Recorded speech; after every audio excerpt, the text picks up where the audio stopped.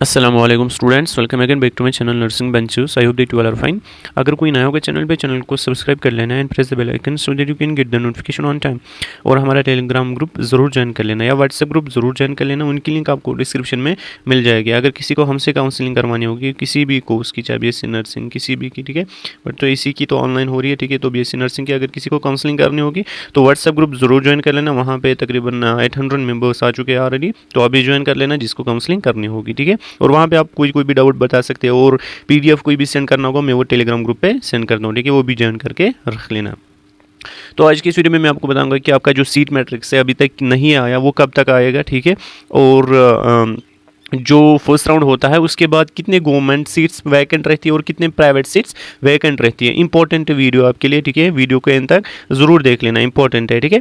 पहले हम देखेंगे जो सीट मैट्रिक्स है वो क्यों नहीं आया अभी तक, कब आएगा। देखो ये जो सीट मैट्रिक्स आपको दिखा रहा हूँ मैं, ये 2023 का है, ठीक है। तो यहाँ पे आप देख सकते हैं seat matrix CET 2023 BSc nursing courses के लिए, ठीक है। तो यहाँ पे जो ये सीट मैट्रिक्स है ये 23 का है। इसी तरह आपका भी सीट मैट्रिक्स आएगा, और कब आएगा वो मैं आपको बताऊंगा, ठीक है। अब यहाँ पे देखो आपकी जो काउंसलिंग है वो 7 अगस्त से स्टार्ट हो रही है ना।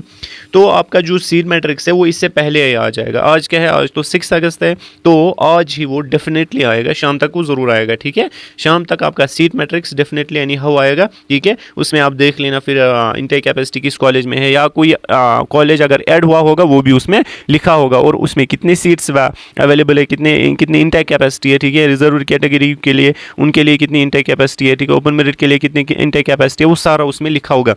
और कौन सा कॉलेज प्राइवेट है, गवर्नमेंट है, सेमी गवर्नमेंट है, ठीक है। सारा कुछ उसमें डिटेल में लिखा होगा। मैं आपके साथ वो डिस्कस करूंगा डिटेल में, ठीक है। आपको समझाऊंगा क्या होता है सीट मैट्रिक्स में, कैसे होती है सीट्स इनटेक कैपेसिटी, सारा कुछ मैं उसमें बताऊंगा आपको, ठीक है। अब यहाँ पे देखो मैंने आपको बोला आज है 6 अगस्त है ना, 6 अगस्त।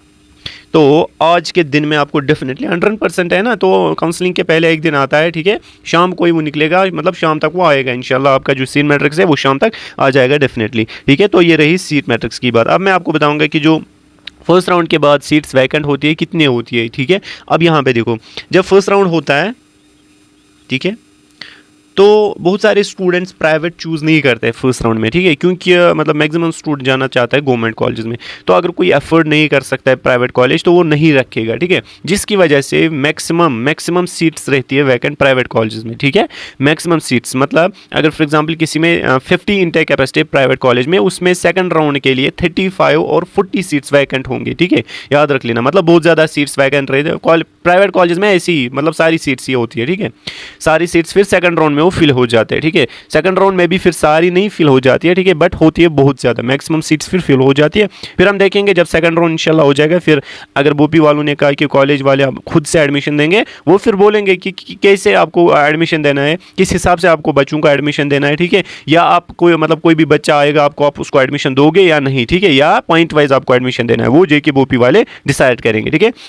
और जो सेकंड राउंड का कट ऑफ है यहाँ पे मैं बता रहा हूँ आपको, मुझे लगता है कि 35 और 30 प्लस हो जाएगा, ठीक है। 35 तब तो डेफिनेटली जाएगा, बट मुझे नहीं लगता है कि 30 प्लस हो जाएगा। बट यहाँ पे हम कोशिश करेंगे कि जेके बोपी वालों को बोलेंगे कि आप मैक्सिमम से मतलब कम कट ऑफ कीजिए, ताकि जो मैक्सिमम सीट्स है वो फिल हो जाएंगे, ठीक है। तकरीबन होना चाहिए 30 प्लस और 25 प्लस, ऐसा होना चाहिए, ठीक है, ताकि जो सीट्स है वो सारी फिल हो जाएँ, ठीक है।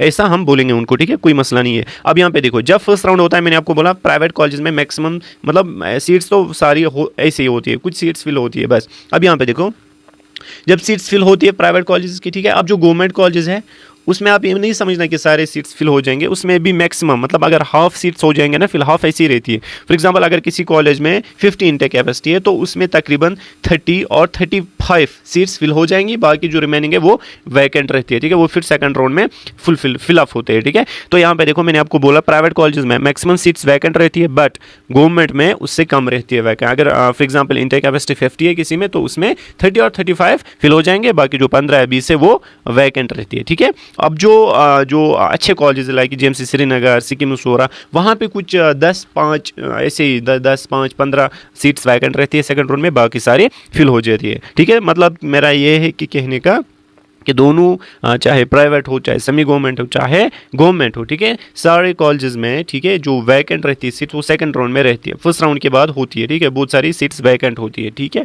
तो यहाँ पे कोई मसला नहीं है, इंशाल्लाह जिसको फर्स्ट राउंड में नहीं मिलेगा उसको आराम से सेकंड राउंड में मिलेगा। अब यहाँ पे एक बात मैं आपके लिए मतलब अच्छी बात बोलूँगा, देखो फर्स्ट राउंड में सबसे ज़्यादा चांस होते हैं कॉलेज मिलने के, ठीक है, सेकंड राउंड में नहीं होते, क्योंकि वहाँ पे फिजिकली होता है काउंसलिंग, वहाँ पे आपको वहीं से वो बोलता है बेटा इस कॉलेज में सीट है, इस कॉलेज में सीट है, इस कॉलेज में नहीं है, इस कॉलेज में नहीं है, तो आप कौन से कॉलेज से सीट लोगे।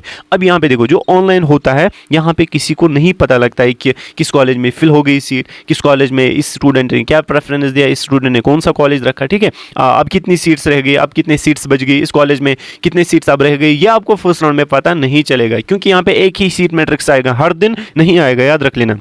जो फिजिकल काउंसलिंग होती है, सेकंड राउंड ऑफलाइन काउंसलिंग होती है, उसमें हर दिन नया एक एक सीट मैट्रिक्स आता है, ठीक है, एक एक सीट मैट्रिक्स आता है, तो उसकी वजह से आपको पता चलता है कि आज के दिन कौन से सीट्स फिल हो गई, कौन से सीट्स वैकेंट रह गई, किस कॉलेज में सीट्स फिल हो गई, किस कॉलेज में सीट्स वैकेंट रह गई, तो सेकंड राउंड में आपको अच्छे से पता चलता है, बट फर्स्ट राउंड में आपको नहीं पता चलेगा। इसीलिए मैं बोल रहा हूँ आपको, आप अच्छे से जब आप प्रेफरेंस दोगे ना, तो बोपी वाले जो वहाँ पे ये करेगा मतलब काउंसलिंग किया कर रहा होगा, तो वो खुद आपको एक कॉलेज देगा, ठीक है, जब आपने एक प्रेफरेंस में अच्छे ऑर्डर में रखे होंगे कॉलेज, पहले जो फॉर एग्जांपल अच्छा मतलब बड़ा कोई कॉलेज, उसके बाद जो उसे मतलब जिसका कट ऑफ लो हो जाता है, उसके बाद उससे लो, उसके बाद उससे लो, उसके बाद उससे लो, इसी तरह जब आप रखोगे तो वो खुद देगा फिर एक कॉलेज। जब आप फॉर एग्जांपल आप क्या काम करोगे, आप पहले ही वो कॉलेज रखोगे जिसमें लो कट ऑफ आ जाता है, अब आपको वही मिलेगा ना फिर, ठीक है। तो इसीलिए मैं बता रहा हूँ, आप एक ऑर्डर में मैंने आपको बोला है, वीडियो में मैंने एक अच्छे से एक लिस्ट बनाया है कैसे आपको प्रेफरेंस देनी है, आप बस वैसे देना प्रेफरेंस। मैं आपको गारंटी देता हूँ आपको कॉलेज अच्छा मिलेगा जिसमें आपका कट ऑफ हो जाए, ठीक है, तो वो कॉलेज आपको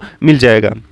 तो ये रही इसकी बात। अब यहाँ पे और एक बात कि बहुत सारे स्टूडेंट्स मैसेज कर रहे हैं कि सर हमारे फॉर्म डिफिशेंट है, ठीक है, हमारे फॉर्म डिफिशेंट है, तो हम जेके बोपी ऑफिस भी गए तो वहाँ पे उनने कुछ नहीं बोला, ठीक है, बट यहाँ पे देखो जो डिफिशेंट फॉर्म है ना, या ड्यूरिंग काउंसलिंग आपका पूरा सारा ठीक हो जाएगा, कोई मसला नहीं है। मैं आपको बोल रहा हूँ कि आपका जो डिफिशेंट फॉर्म है वो ठीक हो जाएगा काउंसलिंग के दौरान। अब यहाँ पे ऐसे भी स्टूडेंट्स हैं जिनकी जो कैटेगरी उन्होंने फॉर्म पे कोई ओपन मेरिट लिखा है, ठीक है, बट अब उनकी जो कैटेगरी है वो तैयार है, ठीक है, अंडर प्रोसेस थी तब उन्होंने, बट ओपन मेरिट रखा है, बट अपलोड नहीं की थी। अब वो मतलब जेके बोपी ऑफिस गए थे, उनको बोला गया कि नहीं अभी अपलोड नहीं हो सकते। कैसे हो सकते, वो अपलोड नहीं हो जाएगी, ठीक है। आपको पहले ही वो जब आपने फॉर एग्जांपल फॉर्म के टाइम आपको लिखना था वहाँ पे मेरी कैटेगरी SC है या ST है, ठीक है, या RB है, ठीक है, तो वहाँ पे आज आप वो उसको आप अपलोड कर सकते थे, बट आपने फॉर्म पे जो कैटेगरी लिखी है वो दूसरी है, बट यहाँ से आप अपलोड करना चाहते हो दूसरी, ठीक है, वो चेंज नहीं हो सकता, याद रख लेना।